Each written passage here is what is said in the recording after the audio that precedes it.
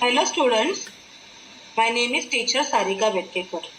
For this academic year 2020-21, I'll be teaching you the subject economics. So here we begin with our lesson number first. The name of the lesson is Introduction to Micro and Macroeconomics.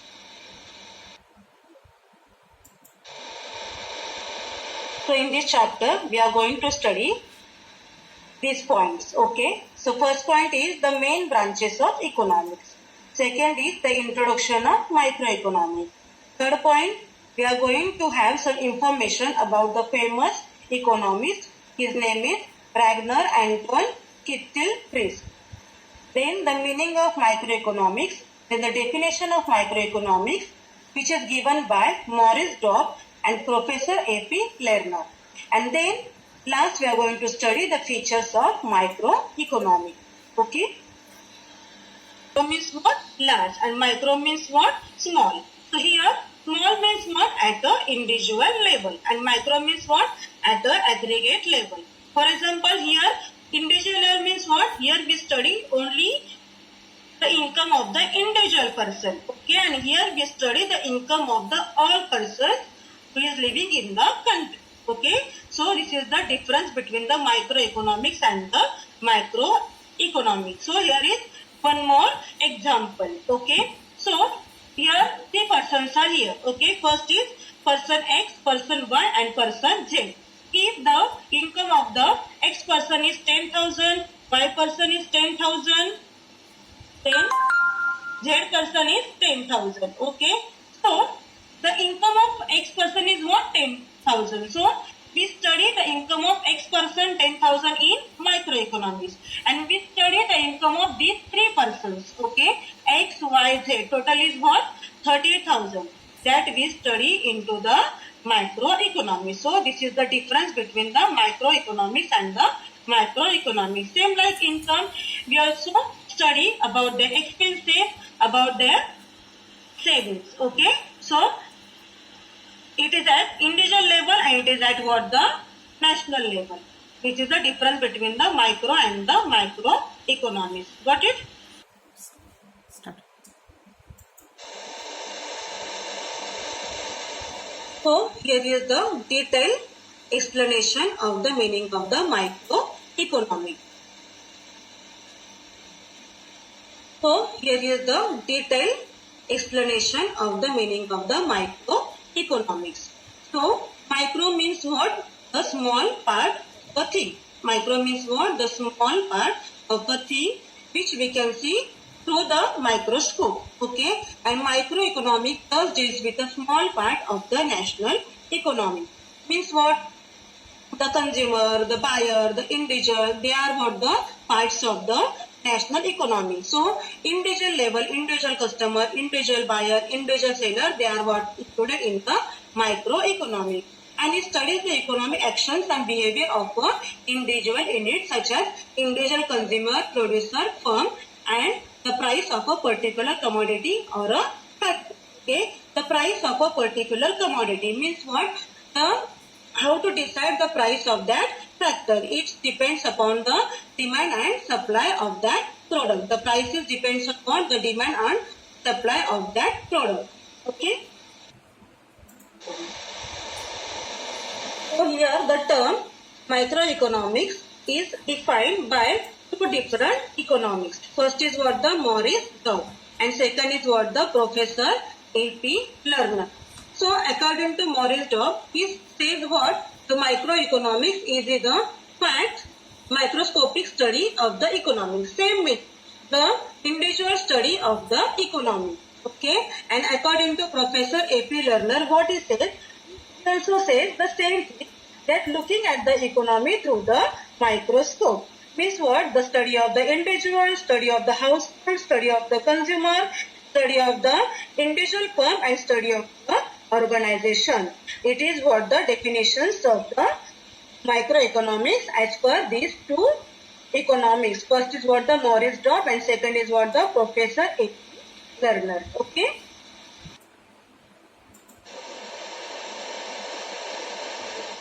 Here we are going to study about the features of the microeconomy. Okay. The first picture is what the study of the individual unit. Second is what the price theory. Third is partial equilibrium. Fourth is based on certain assumptions. Fifth is slicing method. Sixth is use of marginalism principle. Seventh is analysis of market structure. And eighth is what the limited scope. So first point is what the study of the individual unit. In the definition only we studied that microeconomics means what? We have to study at the individual level. For example, if the firm is there, we have to study the proper individual firm. For example, if we have to study the price, we have to study the proper price of the proper product, not the all products of the individual product. Okay, and also if we have to study the household, you have to study the expenses, income. That also we have to study at the individual level. Second point is what? The price theory. What is price? So price means what? Anything which we pay in exchange of the goods and services. Okay. And here in the price theory means what? We have to determine, we have to decide the price of the goods and services. Okay. We have to, determination means what? We have to decide the price of the goods and services, and that depends on what? The factors of the production. And what are those factors of production? Land, labor, capital, and the organization. These are what? The factors of production. Means what? The things which is helpful for the production. Automatically land is there for the production. Land is required for the production. Labor is required for the production. The capital is required for the production, and also the organization, proper office, proper setup is required for the production of the goods. And the price is depends on that factors of production. For example, if we are paying more rent, obviously we have to increase the price of the product. If we are paying more wages to the labor, obviously we have to increase the price of the product. So here is the clear point. Price theory tells what? The microeconomics deals with the determination of the price of goods and services, as well as the price of the goods and services is depends on the factors of production. That is what the price theory. Now the third point. Third point is what? The partial equilibrium. Partial means what? The part. Partial means what? Not the whole, the part. And equilibrium means what? Equilibrium means the balance between the two factors. Balance between any kind of two factors is what? The equilibrium. And partial means what? The part, not the whole. We have to study in the partial way. Okay. For example, microeconomics analysis deals with the partial equilibrium, which analyzes equilibrium position of the individual economic unit. That is what? The individual consumer, individual firm, individual industry, and also all the study of the economics at the individual level, at the partial level, at the part level, and not at the whole level. Okay? What? The based on certain assumptions. See, if we have to prove anything in the economics, we have to assume certain things at the certain level.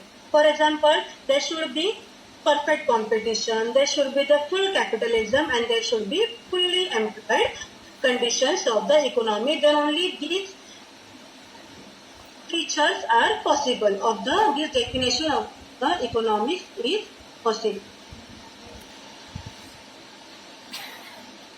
Fifth point is what? The slicing method. Okay. Now you know the bread and you know the slices of the bread. When we cut the whole bread into the pieces, it is what? The slices of the bread.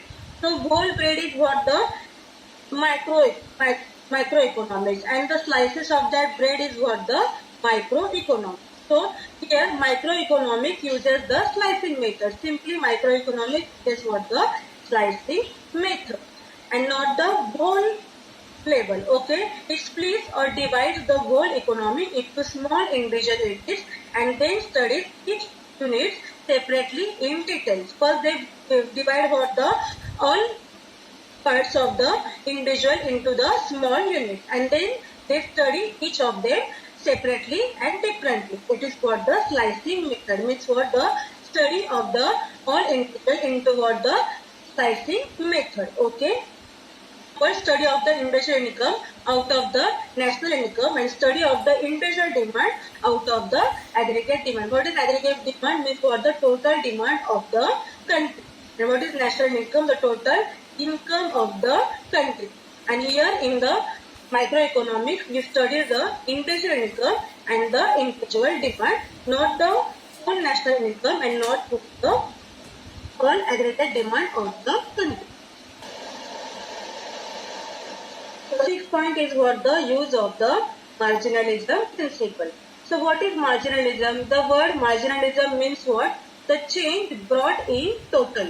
Change brought in total by the additional unit. Here we have to take into consider the additional unit to study the demand and supply of the particular unit. Means what? Here we have to compete a product with the other product is what the marginalism principle. And with that principle, we can know the margin analysis helps to study the variables through the changes producers and the consumers take economic decisions using this principle. For example, if that additional unit price is placed, suddenly the producer take the decision to change the price of the product, and automatically what will happen if the same competitive product, if the same additional product price is same as per a product, the obviously consumer also buys the same product of that producer. Is what the marginalism theory means. What? Taking into consideration the another product to study the another product, and with that product we have to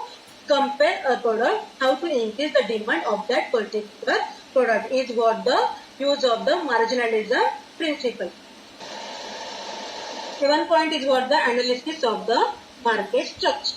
And these market structures are divided into the three conditions. That is what the perfect competition, monopolistic competitions and the oligopoly competitions. Okay. Here the perfect competitions means what? If you are selling one kind of product in the market. For example, if you are selling one type of soap in the market and there are so many competitors are there in the market for that competition, it is what you have to face that competition. It is what the perfect competition. Monopolistic competitions means what? Your product is already have the whole demand and there is no competition for your product in the market. And what is oligopoly competition? It is what? There is a lesser demand for the competition. It is what the small number of producers or the sellers which can compete. Competition is the poly competition. Here 8 points is for the limited scope. Limited scope means what? Everything is limited over here.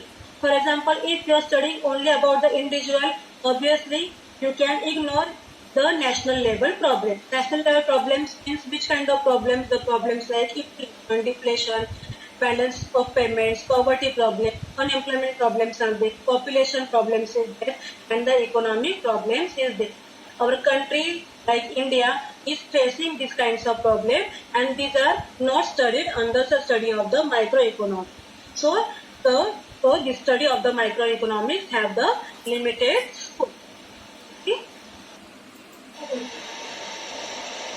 So it is the detailed note of the features of the microeconomics. Okay. You can read it one by one point and to this point you will understood the features of the microeconomics. Okay.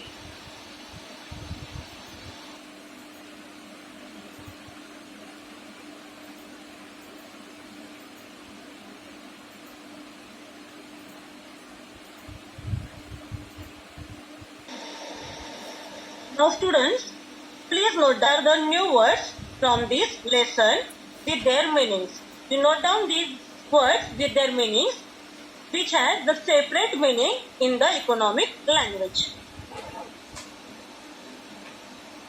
Now students, please note down the new words. Hope you all understood a topic microeconomics.